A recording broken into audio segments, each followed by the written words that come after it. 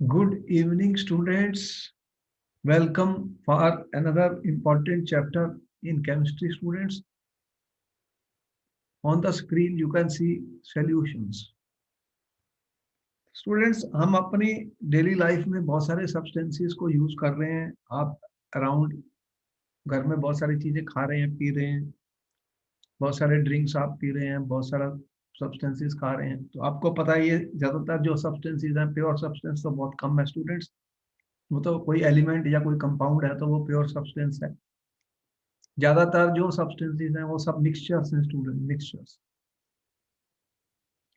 और मिक्सचर्स की इम्पोर्टेंस भी बहुत ज़्यादा है। आपको पता ही है कि जब मिक्सचर बन जाते हैं तो कई टाइप के मिक्सचर्स हैं। और आपको पता है कि एलॉयज जैसे हैं, एलॉयज एलॉयज क्या होते हैं, वो भी एक तरीके से आप एक मेटल में दूसरा मेटल या एक मेटल में कोई दूसरे नॉन मेटल डाल देते हैं। तो आपने देखा कि प्रॉपर्टीज में कितनी डिफरेंस आ जाती है कि हम क्यों ये बनाते हैं। अगर आप ब्रास देखें तो वो कॉपर और जिंक का मिक्सचर है और उसकी जो प्रॉपर्टीज हैं वो डिफरेंट हो जाती हैं। जर्मन सिल्वर जो है वो एक अलॉय है कॉपर, जिंक और निकल का। इन्हें हम सॉलिड सॉल्यूशंस हैं, ये सॉलिड सॉल्यूशंस हैं स्टूडेंट्स। तो बहुत सारे एवरीडे लाइफ में हम डील कर रहे हैं स्टूडेंट मिक्सचर्स। और यहाँ पर जो हमने लिखा है सोल्यूशन, सोल्यूशन क्या चीज है स्टूडेंट। देखो आपने साल्ट को पानी में डाला, साल्ट को पानी में डाला, घोल दिया, अब साल्ट तो दिखाई भी नहीं दे रहा, वो तो पानी में बिल्कुल डिजोल्व हो गया।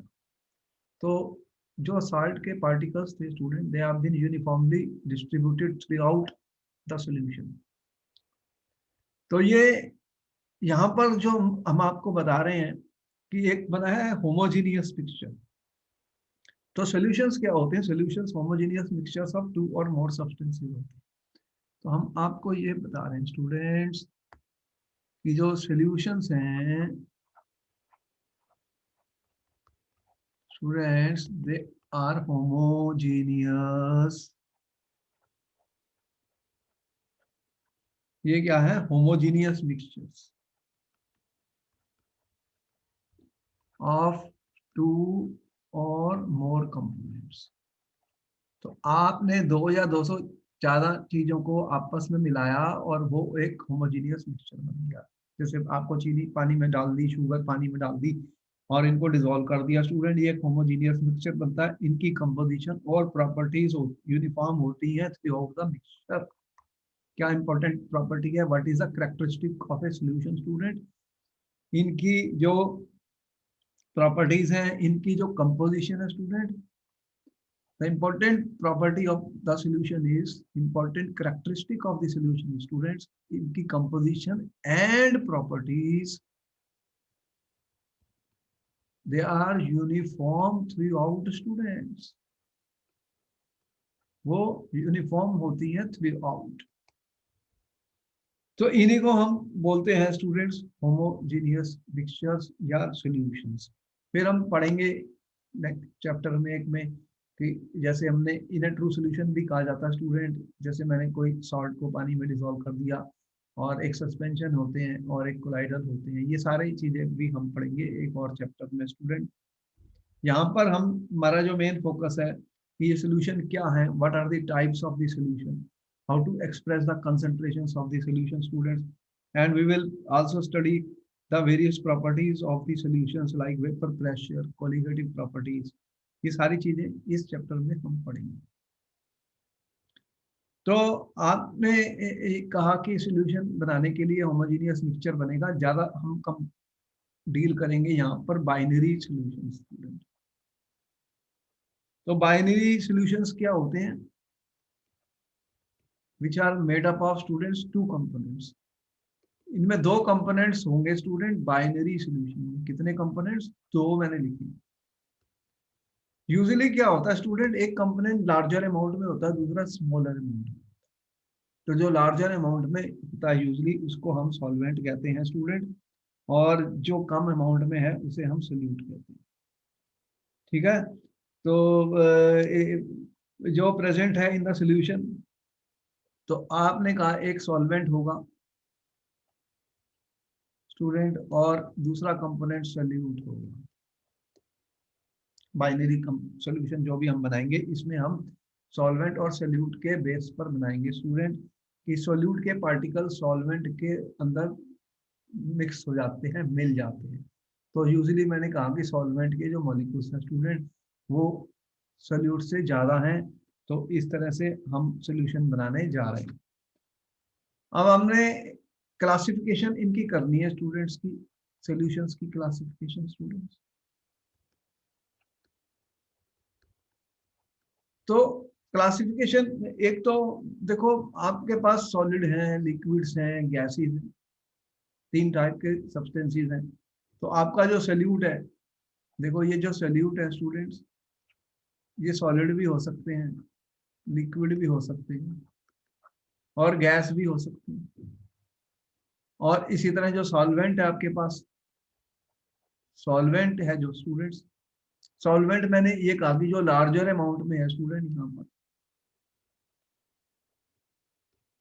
और सॉल्यूट को मैंने कहा कि जो स्मॉलर अमाउंट में है, यूजुअली मैं उसी को ले रहा हूँ। तो ये भी तो हो सकते हैं, सॉल्वेंट भी तुम्हारा सॉलिड हो सकता है स्टूडेंट, लिक्विड हो सकता है, और गैस हो सकता है। तो अगर मैं सॉलिड में सॉलिड मिला दूं, ऑलरेडी आपको पता ही है सॉलिड में सॉलिड जब एलॉयज जो है उनमें क्या है, सॉलिड सॉल्यूशंस है। तो आपने सॉलिड लिक्विड में डाल दिया, अभी तो हमने साल्ट को मैंने कहा था लिक्विड में डाल देते हैं तो एक सोल्यूशन बन जाएगा। और सॉलिड को गैस में डाल दिया, हाँ डाल सकते हो सॉलिड को गैस में भी आप। तो ये सारे एग्जांपल्स हैं स्टूडेंट जो कि सोल्यूशन को बनाएंगे। तो इनके जो हम डिस्कस करने जा रहे हैं वो है टाइप्स ऑफ सॉल्यूशंस।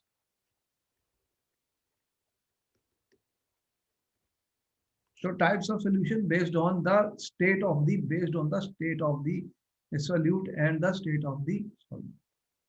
तो इनकी जो स्टेट है स्टूडेंट, सॉलिड, लिक्विड या gas, based on the state of solid, liquid और गैस, इनकी स्टेट के बेस के ऊपर student, based on the state of these solid, liquid और गैस, हम जो है डिफरेंट टाइप्स ऑफ सोल्यूशन बनाएंगे। क्या बनाएंगे? Different types of solution. तो लेट मी सी कि कितने टाइप के सॉल्यूशंस होते हैं। देखो ये जो क्वेश्चन होता है बोर्ड में 1 मार्क का आता है, तो 1 मार्क में ये क्वेश्चन आते हैं, इसलिए हमें फेमिलियर होना पड़ेगा। जो सॉल्यूशन मैंने यहाँ पर आपको दिखाए हैं, आप देख रहे हैं कि यहाँ पर हमने टोटल 3 + 3 6 + 3 9 टाइप के सॉल्यूशंस आपके सामने एक टेबल में बनाए हैं स्टूडेंट्स। तो हमारी क्लासिफिकेशन है कि एक कि सॉल्वेंट सॉलिड है, लिक्विड है या गैस है, और इस तरह से मैंने बताया कि सोल्यूट भी सॉलिड, लिक्विड और गैस हो सकती है। जब इनके कॉम्बिनेशन सोल्यूशन बनेंगे स्टूडेंट, तो 9 टाइप के सोल्यूशंस आपके सामने स्क्रीन पर आ चुके हैं। जो चीज ज्यादा है सॉल्वेंट, उसी के बेस पे जो सोल्यूशन का नाम दिया जाता है। मतलब यहाँ पर अगर मैंने लिखा है गैसियस सोल्यूशन, तो इसमें सॉल्वेंट जब मैंने लिख दिया गैसियस सॉल्यूशन बना है स्टूडेंट, तो इसके अंदर जो सॉल्वेंट है मेरा, वो लार्जर अमाउंट में है स्टूडेंट्स। सॉल्वेंट जो है वो हमारा लार्जर अमाउंट में है स्टूडेंट। देख रहे हैं आप, गैसियस सॉल्यूशन में सॉल्वेंट मेरा लार्जर अमाउंट में है स्टूडेंट, और वो गैस है। अगर गैस है तो गैसियस सॉल्यूशन के नाम से हम इसको कह रहे हैं। When I say solution is gaseous, that means the solvent is gas student. अगर आपकी सॉल्वेंट स्टूडेंट गैस है, तो इसमें आप क्या क्या डाल सकते हो? इसमें आप सॉलिड डाल सकते हो स्टूडेंट, इसमें आप लिक्विड का भी डाल के सोल्यूशन बना सकते हो, ये सोल्यूट है। तो अगर सॉल्वेंट गैस है तो सोल्यूट क्या क्या हो सकता है? 3 पॉसिबिलिटीज हैं, 1 2 और तीसरी। अगर आपने गैस को गैस में डाल दिया स्टूडेंट, 3 पॉसिबिलिटीज यहाँ बन गई है। तो यहाँ पर देखो सबसे पहला जो सोल्यूशन मैंने दिखाया गैसियस सोल्यूशन, इसको आप नोट कीजिए स्टूडेंट। सॉल्वेंट गैस है, तीनों में देख रहे हैं सॉल्वेंट गैस है। जब मैंने गैस में गैस मिलाई तो एक सोल्यूशन बना। इसका एग्जांपल आपको ऑलरेडी पता है, गैस में गैस का एग्जांपल आपको पता ही है स्टूडेंट। एयर, एयर के बारे में आप जानती हैं, एयर क्या है? Air is a mixture of gases student. तो एक गैस दूसरी गैस में प्रेजेंट है, तो यहाँ इसके अंदर क्या क्या प्रेजेंट है? ऑक्सीजन जो है कितने परसेंट है आपको पता ही है, 18, और नाइट्रोजन 78% से ज्यादा है। तो नाइट्रोजन में आपने ऑक्सीजन डाल दी तो क्या बन गया आपका? एक गैसियस सॉल्यूशन। इसमें जो सॉल्वेंट है वो नाइट्रोजन गैस है स्टूडेंट, और सोल्यूट भी गैस है। जो इसमें क्या है कि सॉल्वेंट तो गैस है ही है स्टूडेंट। अगर आपने एयर को देख लिया, सॉल्वेंट तो गैस है ही है, इसमें नाइट्रोजन गैस है मेरे पास स्टूडेंट, और मैंने इसमें डाल दी ऑक्सीजन गैस। तो ये सल्यूट है, ये कम है, और ये सॉल्वेंट। तो ये बना है गैसियस सॉल्यूशन। किस टाइप का सॉल्यूशन है स्टूडेंट? एग्जांपल हमें पता होने चाहिए, एग्जांपल पे बेस पे क्वेश्चन आते हैं। आपने लिक्विड इन गैस डाली स्टूडेंट। क्लोरोफॉर्म एक लिक्विड होता है, CHCl3। ये एक लिक्विड है स्टूडेंट, इसको आपने नाइट्रोजन गैस में डाला और मिक्स किया, मिक्सचर बना, ट्रू, एक सोल्यूशन बन गया स्टूडेंट। ये जो नाइट्रोजन गैस है ये ज्यादा है, ये कम है, ये सल्यूट है, ये सॉल्वेंट है। तो इसमें लिक्विड सल्यूट है, गैस सॉल्वेंट है, तो सोल्यूशन का नाम फिर भी क्या है? Gaseous solution. ये गैसियस सोल्यूशन में आया। तो जो टाइप ऑफ सोल्यूशन मैं बता रहा हूँ that is based on the state of the solute and state of the solvent, state of the solvent। तीसरी पॉसिबिलिटी कि सॉलिड जो है मैंने गैस में डाली है, कैम्फर इन नाइट्रोजन गैस, तो ये भी एक सोल्यूशन बन जाता है, ये एक सोल्यूशन बन जाता है। ये गैसीय सोल्यूशन है क्योंकि इनमें सॉल्वेंट गैस है। ये जो सॉल्वेंट के नाम से ही सोल्यूशन को आइडेंटिफाई किया जाता है। अब मैं आ रहा हूँ लिक्विड सोल्यूशन में, तो इनमें जो सॉल्वेंट होगा स्टूडेंट, सॉल्वेंट जो मैं लिख रहा हूँ ये वाला, इनमें लिक्विड होगा। अब लिक्विड में अगर मैंने गैस डिसॉल्व की स्टूडेंट, तो वो एक लिक्विड सॉल्यूशन बनेगा। ऑलरेडी आपको पता है कि आपके वाटर में डिसॉल्व्ड ऑक्सीजन है। ये जो ऑक्सीजन गैस है स्टूडेंट, ये डिसॉल्व्ड है इन वाटर। अमाउंट बहुत कम है लेकिन है। तो वाटर आपका लिक्विड है, ये लार्ज अमाउंट में है, गैस स्मॉल अमाउंट में है स्टूडेंट। तो ये एक सोल्यूशन बना आपका, इसे हम बोलते हैं लिक्विड सोल्यूशन। अब अगर लिक्विड लिक्विड तो आपको पता ही है, अल्कोहल को पानी में डाला है आपने, एल अल्कोहल इथेनॉल वो डिसॉल्व हो जाएगा। और सॉलिड लिक्विड का एग्जांपल, आपने चीनी पानी में मिलाई है, साल्ट पानी में मिलाया है और घोल दिया, तो एक सोल्यूशन बन गया, इसे ग्लूकोज डिसॉल्व्ड इन वाटर। तो ये एग्जांपल एक बार स्टूडेंट्स आप इनको नजर मार लीजिए, एक नंबर का क्वेश्चन आता है, इसलिए ये आपको करवाऊंगा। सॉलिड सॉल्यूशन में क्या होगा स्टूडेंट कि सॉल्वेंट हमारा जो लार्जर अमाउंट में है वो सॉलिड, लार्जर अमाउंट वाला सॉलिड है स्टूडेंट, सॉल्वेंट हमारा सॉलिड है। ये सॉलिड है, ये सॉल्वेंट का काम कर रहा है स्टूडेंट यहाँ पर। इसको मैंने पहले बोला लार्जर अमाउंट में प्रेजेंट है, यहाँ पर आप देख रहे हैं। अब गैस को सॉलिड में डाला है स्टूडेंट, गैस को, आपको पता है कि हाइड्रोजनेशन रिएक्शन आपने देखी है ऑर्गेनिक केमिस्ट्री में कैसे करते हैं। आप वो लेते हो ट्रांजिशन एलिमेंट, पैलेडियम, निकल, इस तरह, या प्लाटिनम पाउडर फॉर्म में, वो सॉलिड होते हैं, उनके ऊपर आप हाइड्रोजन गैस डाल देते हो स्टूडेंट, तो वो एब्जॉर्ब हो जाती है इनके ऊपर। तो hydrogen in palladium student, hydrogen gas है, और ये पैलेडियम के अंदर आपने डाली है, ये सॉलिड है, ये पाउडर फॉर्म में डाला जाता है, ये एक कैटलिस्ट का काम करता है। अब उसने पूछा था give example of A solid solution, liquid solid solution. Liquid solid solution student, solvent तो सॉलिड है और लिक्विड इसमें डिसॉल्व हुआ। तो अमलगम्स का नाम आपने सुना, अमलगम, ये एमलगम क्या होते हैं? आपने एमलगम के नाम सुने स्टूडेंट्स कि ये मरकरी विद सोडियम, मरकरी एक लिक्विड है, उसे सोडियम में डाल दो तो एक एमलगम बन जाता है। तो ये जो एग्जांपल है ये लिक्विड इन सॉलिड का एग्जांपल है। वो पूछेगा what type of solution is this. देखो क्वेश्चन क्या आया, जब अब ये सॉलिड सॉलिड वाले तो एलाइज मैंने जब जैसे black copper dissolved in gold, जब गोल्ड की ज्वेलरी बनाते हैं स्टूडेंट ज्वेलर्स, तो प्योर गोल्ड की ज्वेलरी नहीं बन सकती, बहुत मेलेबल होती है। उसको हार्ड करने के लिए उसमें कॉपर मिक्स किया जाता है या सिल्वर मिक्स किया जाता है, तो वो एक तरीके से सॉलिड सोल्यूशन होता है। तो ये आपको पता कितने परसेंट है, और एक ही 18 कैरेट कह रहे हो तो उसमें कितने परसेंट है, वो 22 कैरेट है, तो 22 कैरेट में गोल्ड कितना है और कॉपर कितना मिक्स किया है, ये कंपोजिशन आपको पता है। तो यहाँ पर कॉपर जो है वो गोल्ड के अंदर स्टूडेंट हमने डिसॉल्व कर दिया, एक सोल्यूशन बना दिया है। अब इसकी कंपोजिशन यूनिफॉर्म हो गई है थ्रू आउट। ये सॉलिड सोल्यूट है और सॉलिड ही सॉल्वेंट है स्टूडेंट, लार्जर अमाउंट वाला गोल्ड, तो ये बन जाता है सॉलिड सोल्यूशन। ये क्या बनते हैं स्टूडेंट्स? सॉलिड सोल्यूशन बन जाते हैं।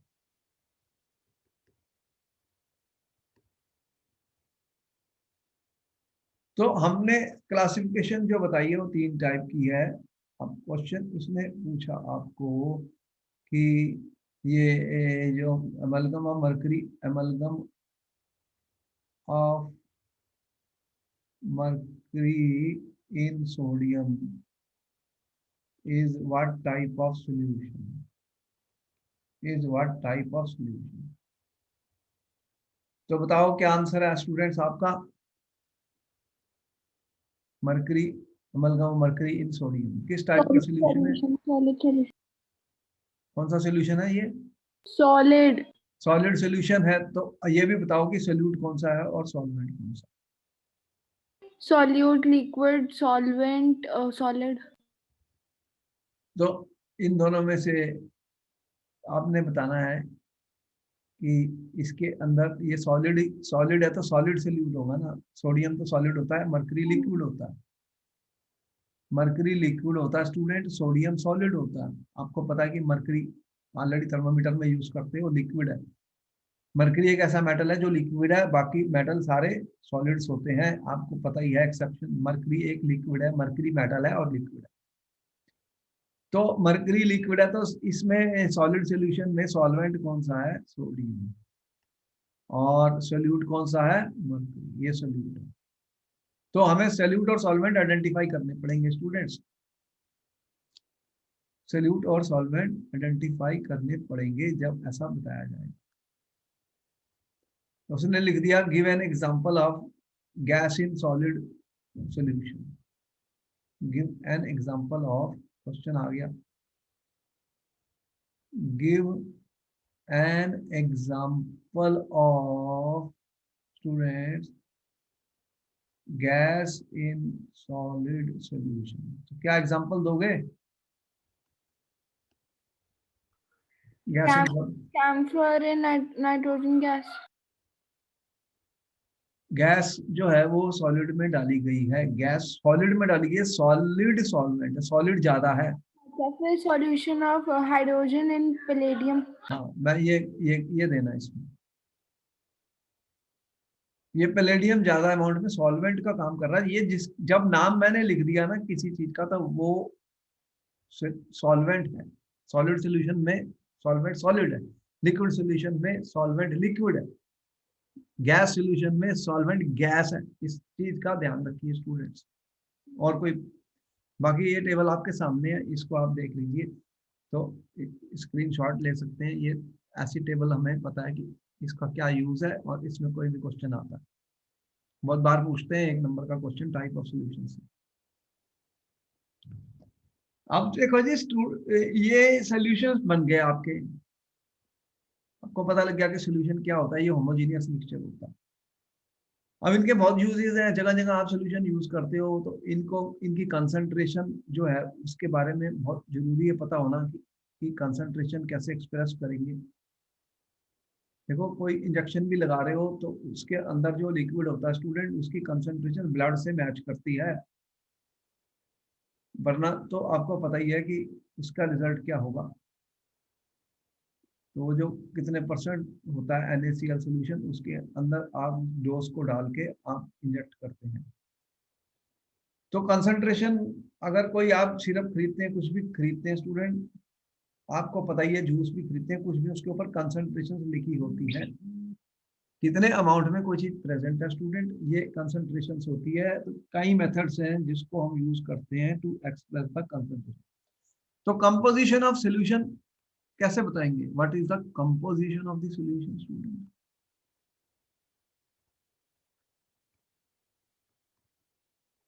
कंपोजिशन ऑफ द सॉल्यूशन का मतलब क्या है कि इसकी कंसंट्रेशन बताओ, सॉल्यूशन की कंसंट्रेशन कितनी है। आप कह रहे हो ये सॉल्यूशन उससे ज्यादा कंसंट्रेटेड है, तो एग्जैक्ट वैल्यू बताओ कि कितना अमाउंट है। मतलब अमाउंट किस चीज का, आप सॉल्यूशन जब बनाते हो उसमें क्या डालते हो, सोल्यूट ही तो डालते हो। कोई भी सॉल्यूशन में मैंने कहा दो चीजें हैं, क्या है, सॉल्वेंट है जी, उसके अंदर आप क्या डालते हो, सोल्यूट। तो मुझे तो पता होना चाहिए कितना अमाउंट ऑफ सोल्यूट मैंने डाला है। ये जो सोल्यूट का अमाउंट हमें पता होना चाहिए स्टूडेंट, कितने अमाउंट ऑफ सोल्यूट डाल रहे हैं सॉल्वेंट के अंदर, कितने अमाउंट ऑफ सॉल्वेंट में डाल रहे हो।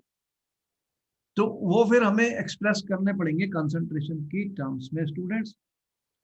ठीक, अमाउंट ऑफ द सोल्यूट, आपको पता है कि अगर डाइल्यूट सॉल्यूशंस होते हैं, डाइल्यूट सॉल्यूशन होते हैं, एक कंसंट्रेटेड सॉल्यूशंस होते हैं स्टूडेंट।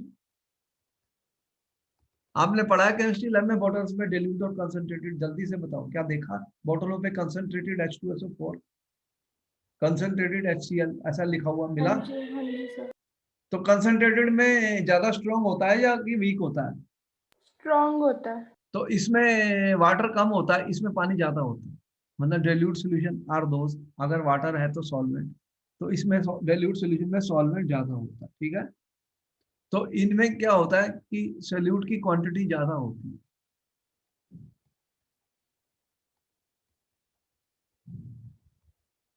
और इनमें सॉल्यूट की क्वांटिटी लेस होती है, यही कह रहे हैं। तो वो डाइल्यूट बन जाता है। तो सॉल्वेंट ज्यादा हो गया, सॉल्यूट कम हो गया। जब कितने टाइप के सॉल्यूशन मैंने आपको बताया, 9 टाइप के, 9 टाइप के सॉल्यूशन आपके सामने टेबल में हमने लिखे थे। तो अभी बहुत सारे मेथड्स हैं स्टूडेंट जिससे हम कंसंट्रेशन को एक्सप्रेस करते हैं, डिपेंडिंग ऑन कि उनका क्या यूज है स्टूडेंट, क्या यूज है। देखो एक सबसे इजी मेथड जो यूज किया गया सबसे पहले वो था वेट मास परसेंटेज या वेट परसेंटेज। इसका मतलब है mass percentage of A component का मतलब क्या हुआ, इसे मैंने कहा कि ये W/W परसेंटेज का मतलब क्या हुआ कि मास ऑफ द कंपोनेंट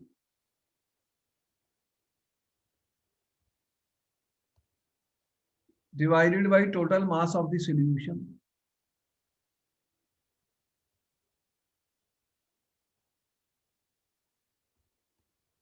तो ये तो फ्रैक्शन मिल गई, और जब परसेंटेज निकालनी है तो 100 से मल्टीप्लाई होता है स्टूडेंट कोई भी चीज। तो कोई भी कंपोनेंट, कितने कंपोनेंट है, दो ही तो कंपोनेंट है सॉल्यूशन में, जो मैं बाइनरी सॉल्यूशन बता रहा हूँ उसमें कितने कंपोनेंट है, दो, एक सोल्यूट और एक सॉल्वेंट। तो अगर मैंने कहा कि find the mass percentage of the solute, W/W percentage of solute निकालनी है स्टूडेंट, तो कैसे निकालोगे, mass of the solute divided by mass of the solution, और इसको आप 100 से मल्टीप्लाई कर दोगे। बोलो सही है, सही है ये। हाँ जी। अब आपको जैसे मैंने ये कहा, ये देखो mass of component divided by total mass, हमने आपको ये कहा कि 10 ग्राम ग्लूकोज को स्टूडेंट्स 100 ग्राम वाटर में डिसॉल्व किया गया, ठीक है।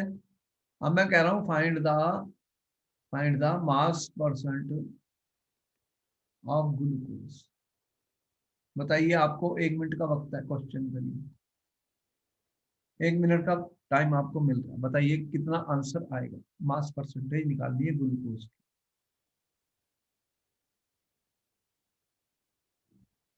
10%. कितना? 10% नहीं आएगा, इसलिए मैंने दिया है। देखो कोई जल्दबाजी मत करो, मैंने पहले ही कहा था जल्दबाजी में गलती होगी स्टूडेंट्स। आपको क्वेश्चन मिलने वाले हैं ऑब्जेक्टिव टाइप, चार चार चॉइसेस देंगे पेपर में, फिर सही कौन सा आंसर है। आपने निकाला कैसे? आपके पास मास ऑफ सोल्यूट कितना है?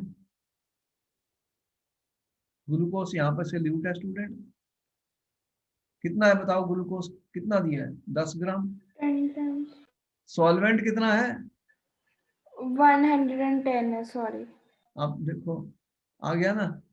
मास ऑफ सॉल्वेंट जो वाटर है वो 100 है, तो मास ऑफ द सॉल्यूशन कितना आया? 110 आएगा. अच्छा, मुझे पता था तुम्हारी मिस्टेक अब तुम्हें खुद ही पता लग गई। देखो कि मैं क्वेश्चन को एक लाइन में कभी नहीं करता, एग्जाम में भी मत करना। जितने भी अब न्यूमेरिकल आने वाले हैं, ये फिजिकल केमिस्ट्री में न्यूमेरिकल आने वाले हैं, उनके नंबर स्टेप्स पे होते हैं, फिर जितने स्टेप सही होंगे उतने आपको मार्क्स मिलते जाएंगे। आंसर सही है तो सारे स्टेप लिखे नहीं, फिर कोई मार्क मिलने वाला आपको नहीं है, बता रहा हूँ। तो मास ऑफ द सॉल्यूशन कितना हुआ? 100 + 10, कितना आ गया? 110 ग्राम। तो अब निकालनी है मास परसेंटेज स्टूडेंट, इसकी निकालनी है सोल्यूट की। तो सोल्यूट का कितना मास था? 10 ग्राम, डिवाइडेड बाई 110 ग्राम इंटू 100, कितनी आई है वैल्यू? 9.09. ये नीचे 11 है स्टूडेंट, 10 नहीं 11।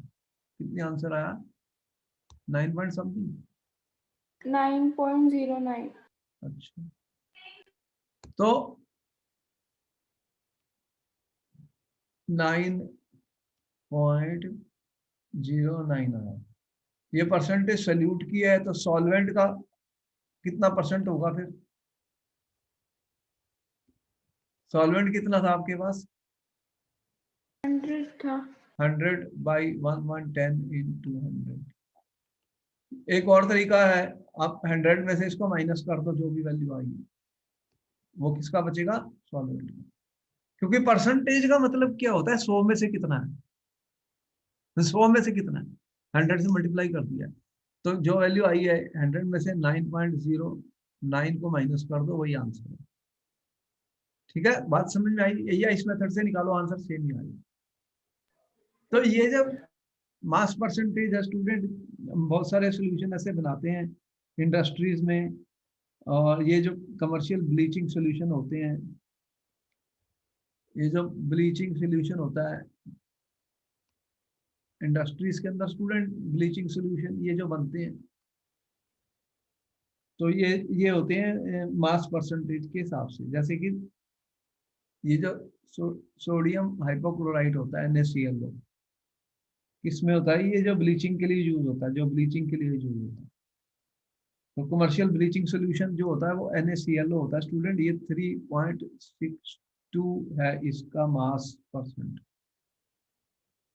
मास परसेंट इसकी कितनी है? 3.62, मतलब 3.62 ग्राम जो है वो NaClO प्रेजेंट है इन इन द सोल्यूशन। सोल्यूशन मतलब 100, सोल्यूशन इज 100। तो सॉल्वेंट कितना हुआ? 100 माइनस 3.62। ये सोल्यूशन कौन सा? ब्लीचिंग सोल्यूशन जो हम यूज करते हैं स्टूडेंट इंडस्ट्रीज में। तो ब्लीचिंग सोल्यूशन की कंपोजिशन मैं बता रहा हूँ, ये कंपोजिशन ही हम बता रहे हैं सोल्यूशन। तो इंडस्ट्रीज के अंदर ये कई बार मेथड काफी यूज हुआ, इंडस्ट्रियल केमिकल एप्लीकेशन इंडस्ट्रीज में ये यूज होता है।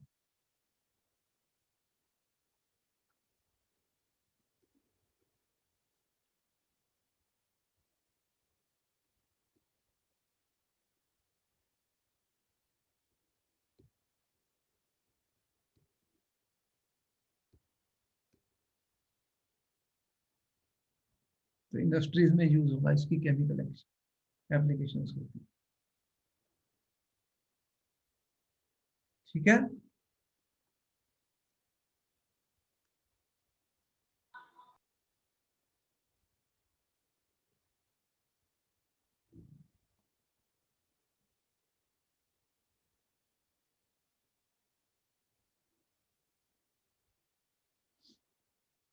अब नेक्स्ट पर आ रहे हैं स्टूडेंट्स। बहुत सारे वॉल्यूम परसेंटेज यूज होते हैं स्टूडेंट्स फार्मास्यूटिकल में। बहुत सारी चीजें आप देखेंगे जो फार्मास्यूटिकल मेडिकल इंडस्ट्रीज है उनमें बहुत सारे यूज होते हैं वॉल्यूम बाई वॉल्यूम परसेंटेज। तो इसमें हमने क्या करना है, volume of the component divided by total volume of the solution into 100 student, into 100। जो बहुत सारे लिक्विड्स होते हैं ना, जब सॉल्वेंट और सोल्यूट लिक्विड होता है, यूजुअली सोल्यूट भी लिक्विड है, सॉल्वेंट भी लिक्विड है। तो जैसे मैंने एथेनॉल है स्टूडेंट और वाटर है, जो दोनों लिक्विड्स हैं, तो इनके जो परसेंटेज हम वॉल्यूम परसेंटेज में एक्सप्रेस कर सकते हैं। क्या कर सकते हैं, वॉल्यूम परसेंटेज एक्सप्रेस कर सकते हैं स्टूडेंट। जैसे कि अगर मैंने कहा कि मैंने आपको लिखा कि मेरे पास ये 10% सोल्यूशन है, 10% एथेनॉल सोल्यूशन है, ठीक है, आई हैव 10% एथेनॉल सोल्यूशन। चलो मैं 20% कर देता हूँ, 20% एथेनॉल सोल्यूशन इन वाटर। अब बताइए कि इसके अंदर सॉल्वेंट कितना है, सोल्यूट कितना है, कितना सॉल्वेंट कौन सा मेरा, वाटर इसमें, और सोल्यूट कौन सा है मेरा, एथेनॉल। बताइए कितना कितना होगा इसमें, कितना कितना बाई वॉल्यूम होगा। बाई वॉल्यूम लिखा मैंने, बाई वॉल्यूम। तो कितना कितना वॉल्यूम होगा स्टूडेंट,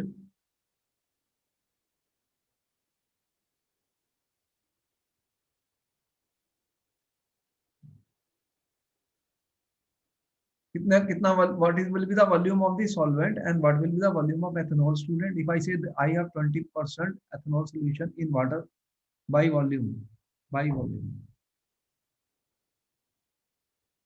क्या आंसर लिखा, जल्दी से बताओ, वाटर कितना है,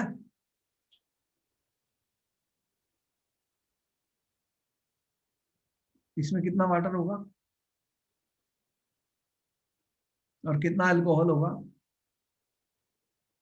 टोटल 100 की तो मानना है हर चीज को, मैं कह रहा हूं टोटल वॉल्यूम सोल्यूशन का कितना, 100 मिलीलीटर। तो 100 मिलीलीटर टोटल वॉल्यूम है, तो 20% का मतलब क्या हुआ, अल्कोहल कितना हुआ फिर, 20 मिलीलीटर। 20 और फिर कितना बचा, वाटर 18 मिलीलीटर। 80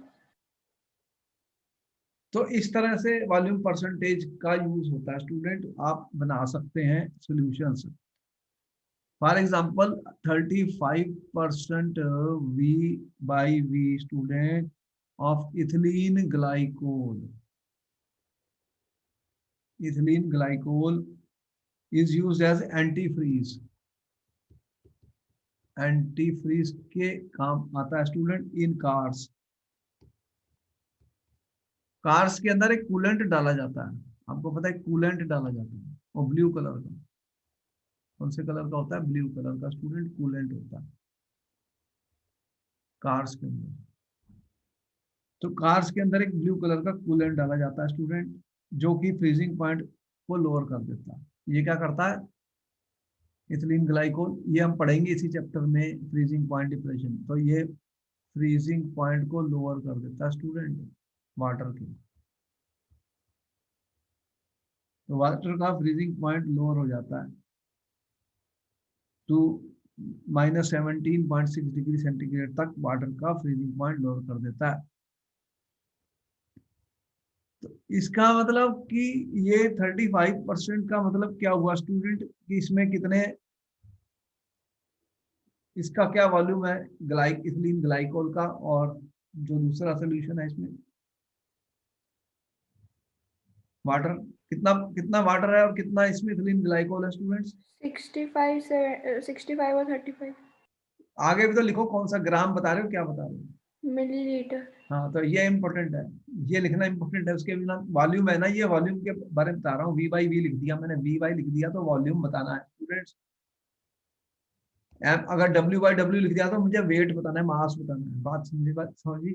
जब मैं W/W लिखूंगा वो वेट होगा, तो वॉल्यूम लिख रहा हूँ। तो इसलिए आपने कहा कि इथिलीन ग्लाइकोल जो है इसके अंदर 35 मिलीलीटर है, और वाटर कितना है फिर 65 65, मिलीलीटर। टोटल सोल्यूशन का वॉल्यूम कितना है 100 मिलीलीटर। 100. तो जब भी परसेंटेजेस होती है हम 100 ही मानते हैं किसी चीज को, फिर उसमें हम वैल्यूज निकालते हैं, उसमें हम निकालते हैं। एक और यूनिट का बहुत यूज होता है स्टूडेंट, फार्मास्यूटिकल और मेडिसिन में। ये दवाइयाँ बनती हैं, जो मेडिसिन बनती है ना, फार्मेसी मतलब मेडिसिन जो बनती है उनमें मास बाई वॉल्यूम का भी यूनिट बहुत यूज होता है। तो इसमें मास ऑफ द सोल्यूट होता है ऊपर, और नीचे mass of the solute dissolved in 100 millilitre of the solution. तो इसे बोलते हैं W/V student, mass of solute है ये, ठीक है, divided by the 100 millilitre volume of the solution, solution का। तो यहाँ पर मास और सोल्यूट में हमें जो रेशियो निकालनी है वो W/V परसेंटेज हो जाती है। अगर मैंने ये कहा कि 35 ग्राम एक मेडिसिन है स्टूडेंट, उसको हमने 3.5 ग्राम कर लो, मेडिसिन ज़्यादा नहीं यूज होती, वो प्रेजेंट है स्टूडेंट 100 मिलीलीटर सोल्यूशन में। तो बताओ इसका वेट बाई कितना परसेंट हुआ। सर आपने ये 3.5 ग्राम लिखा ये है. 3.5 ग्राम है, कितने परसेंट आया।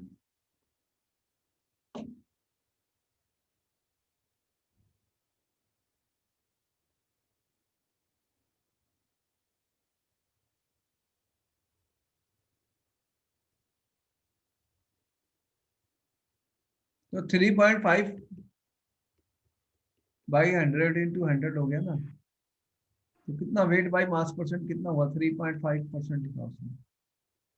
वो लिखेगा 3.5% by weight by volume, medicine का परसेंटेज बोतल के ऊपर, शीशी के ऊपर।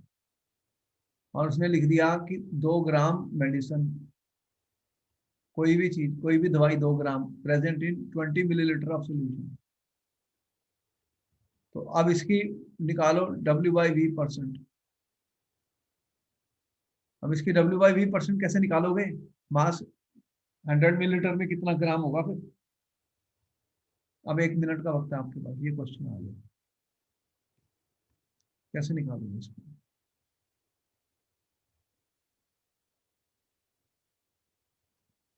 2 ग्राम एक दवाई को 20 मिलीलीटर सोल्यूशन में डिसॉल्व किया गया है, प्रेजेंट है 2 ग्राम दवाई 20 मिलीलीटर सोल्यूशन में प्रेजेंट है स्टूडेंट।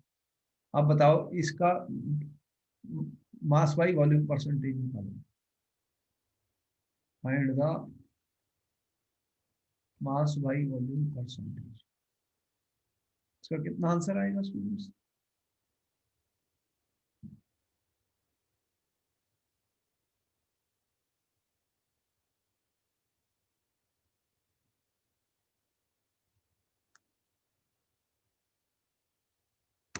देखो कोई भी क्वेश्चन इसको कैसे करते हैं।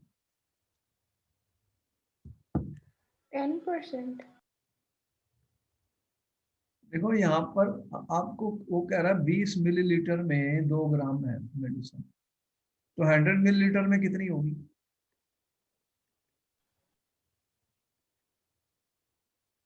कितनी हुई फिर 10 ग्राम। तो 10 ग्राम मेडिसिन होगी किसमें, 100 में। तो कितना आया फिर इसका 10/100, 10 ग्राम बाई 100 मिलीलीटर, तो कितना आया फिर 0.1 ग्राम पर मिलीलीटर। देखा,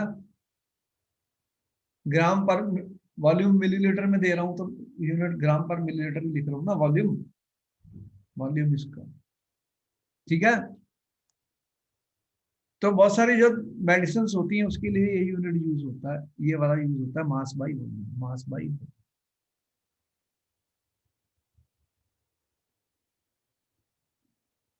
अब एक और बता रहा हूँ, पार्ट्स पर मिलियन बहुत यूज होता है जब वो कोई चीज ट्रेस अमाउंट्स में होती है, बहुत ही थोड़े अमाउंट में होती है स्टूडेंट, उसके लिए पार्ट्स पर मिलियन का यूज किया जाता है। Solute is present in trace quantities, then we use number of parts of the component divided by total number of parts of all the components into 10 power 6 parts per million है ये।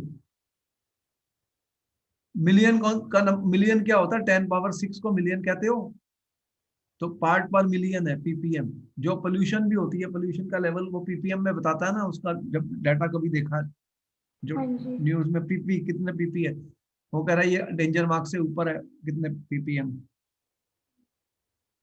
तो जो बहुत trace amounts में होती है उनको हम number of parts of the components divided by total number of parts of all the component into 10 power 6 करके निकालते हैं। अब ये कह रहा है कि जैसे ये क्वेश्चन दिया कि सी का जो वाटर है, जो आपका सी वाटर है student, sea water which weighs the sea water student which weighs 1030 gram contains 6 into 10 minus 3 gram of dissolved oxygen gas, ठीक है। फाइंड द concentration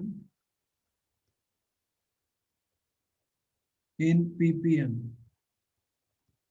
पार्ट्स पर मिलियन में इसकी कंसेंट्रेशन निकालनी है, तो बताओ कितना आंसर आएगा। ये 10 - 3 है, इसको ठीक कर देता हूँ फिर आपको मतलब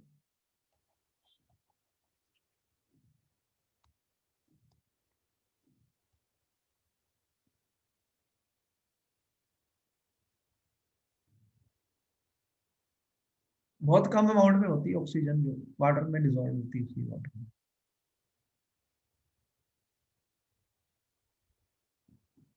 कितना आंसर आएगा इसमें।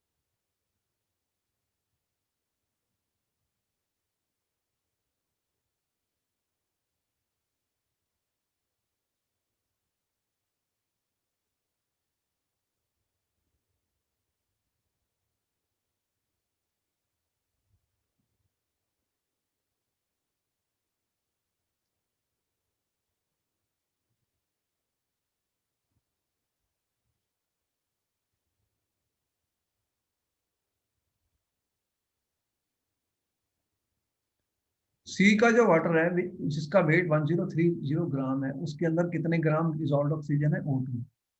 Find the concentration of O2 in ppm, कितने पार्ट्स पर मिलियन प्रेजेंट है oxygen.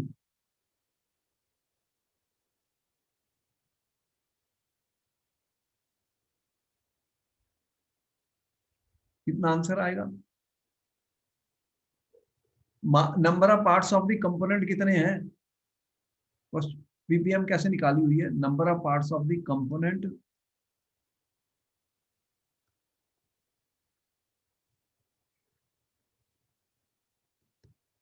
Divided by total number of parts of the component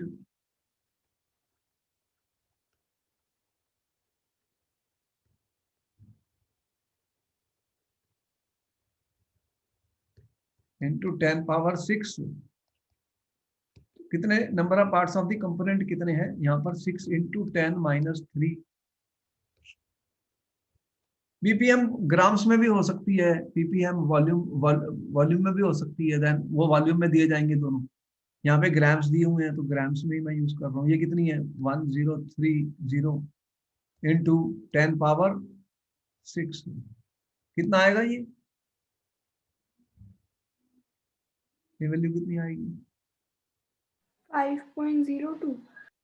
6। अगर मैं इसको ऐसे लिखूं 1.03, तो ये क्या बन गया? 10 माइनस 3 और 10 माइनस 6, तो ये 10 माइनस 6 प्लस 6, ये तो हो गया 10 पावर 0 1 होगी। तो 6 बाई 1.03 का मतलब 5.02. कितनी आई? अराउंड 5.8 ppm आएगी। तो 1 मिलियन में 5.8 पार्ट्स है ऑक्सीजन, इसमें सी वाटर में बहुत कम है,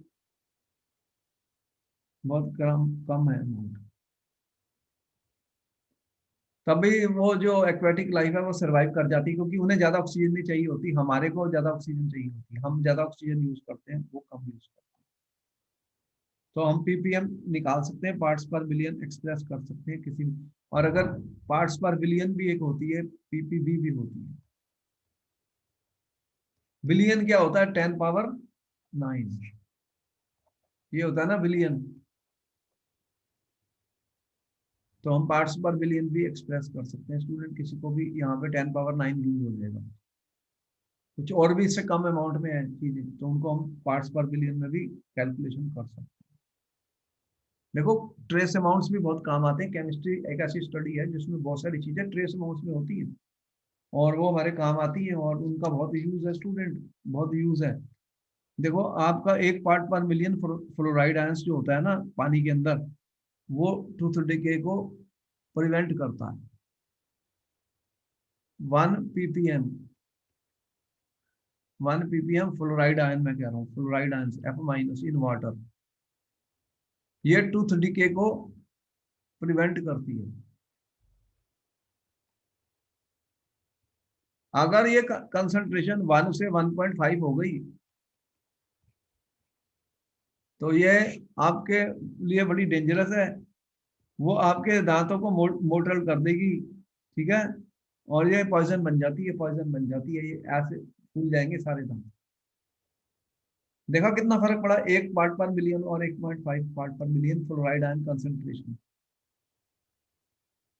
ये तो इतनी तो टूथ डिके के लिए चाहिए, इससे बढ़ गई, इतनी हो गई, तो आपके ये सब फूल जाएंगे दांत, वो डेंजरस है। और वो तो रैट पॉइजन के लिए भी यूज होती है, फिर वो रैट को भी मार देती है, पॉइजन बन जाती है। देखा तो कितना कुछ चीजें होती हैं जो ट्रेस अमाउंट्स में कितनी इफेक्टिव होती हैं, जैसे पोल्यूशन भी है ट्रेस अमाउंट्स। आपको पता है कितने पीपीएम से ऊपर हो जाए तो फिर डेंजर टू लाइफ है। तो ये हमने कुछ बताई आपको कंसंट्रेशन एक्सप्रेस करने की। अब एक और आ रही है जो केमिस्ट्री में सबसे बहुत ज्यादा यूज होने वाली है, ये मोल फ्रैक्शन। मोल फ्रैक्शन, देखो आपके पास है दो कंपोनेंट्स, मैं कह रहा हूँ दो कंपोनेंट्स है, एक आपका सॉल्वेंट है, दूसरा है सोल्यूट।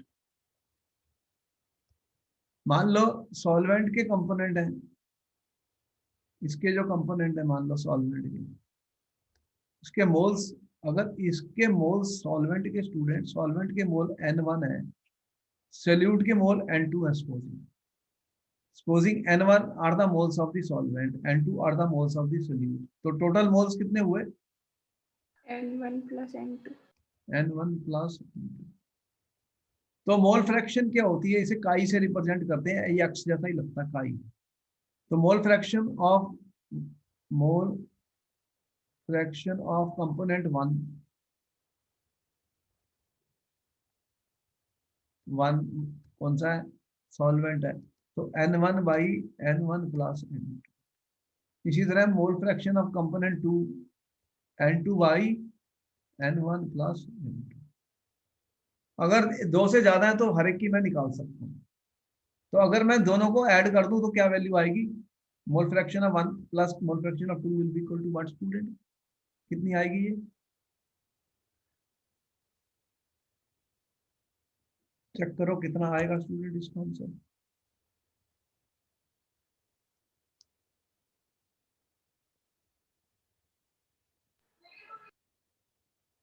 वन ही तो आना है, इन दोनों को ऐड करोगे तो वन ही आएगा। तो अगर दो ही कंपोनेंट हैं मोल फ्रैक्शन मतलब कितनी फ्रैक्शन है मोल की, एक की, तो दोनों का सम हमेशा माना है। अगर एक की पता है तो दूसरे की निकाल सकता हूँ, अगर एक की 0.2 है तो दूसरे की 1 - x²। तो ये इंपॉर्टेंट है, कंसंट्रेशन यूनिट बहुत यूज होगी क्योंकि ये मोल्स के ऊपर डिपेंड करती है, और मोल क्या होते हैं, W1/m1, और N2 क्या होता है, W2/m2, weight divided by the molar mass. तो अगर मुझे वेट पता है और मोलर मास पता है तो मैं N1 और N2 निकाल सकता हूँ। स्टूडेंट्स, ये फार्मूले मोल कंसेप्ट में ऑलरेडी पढ़ चुके हैं, ये बहुत इंपॉर्टेंट यूज होने वाले हैं यहाँ। और ये देख रहे हो मोल फ्रैक्शन, ये टेम्परेचर पे डिपेंड नहीं करती, क्योंकि मास तो टेम्परेचर पे डिपेंड नहीं करता, मोल्स टेम्परेचर पे डिपेंड नहीं करते। Student, this unit is important for expressing the concentration of solution because it does not depend on the temperature. Students, it does not depend on the temperature. Students, ये temperature पे depend नहीं करती।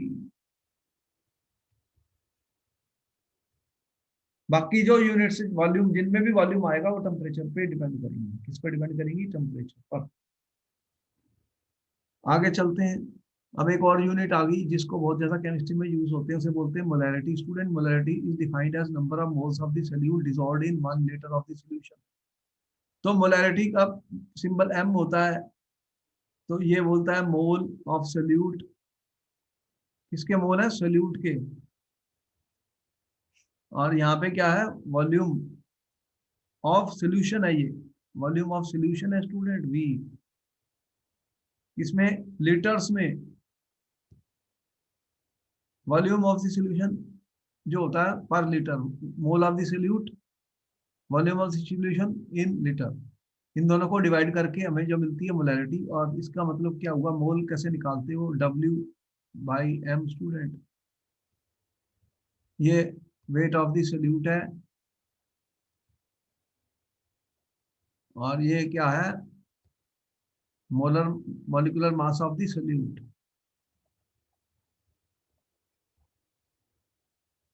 इनकी values हमें पता होंगी, तो इसमें हम निकाल सकते हैं सॉल्यूशन की मोलैरिटी। इसे बोलते हैं molarity, moles of the solute.